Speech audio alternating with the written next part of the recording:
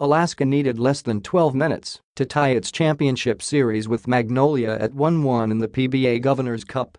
Just 12 minutes of quality basketball would have done the trick, but the Aces didn't have quality basketball in those 10 minutes of play.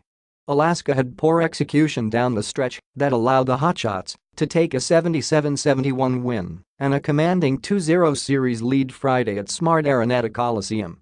"It was hard, you guys saw. It was tough, and we really couldn't get anything," said Alaska point guard Chris Banchero.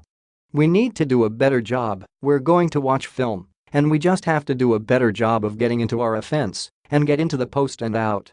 The Hotshots' performance in the fourth quarter wasn't exactly a masterpiece since they went just 5 of 13 in the period, but what the Aces did was quantifiably worse. Alaska went an abysmal 2 of 20 from the field and committed 8 of its total 26 turnovers all in the fourth quarter. The Aces' lone field goals in the fourth were a Mike Harris jumper and a Banchero layup, with the latter giving Alaska's 69-68 lead, and those were early in the period.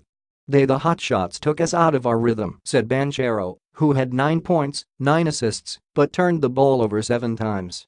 "We couldn't knock down shots at the end. We couldn't get anything, and what destroyed the game for us were the turnovers. We have to take care of the ball better." Of Alaska's 26 turnovers, 20 came off Magnolia steals. "They're very pesky, and they have good defensive guards. We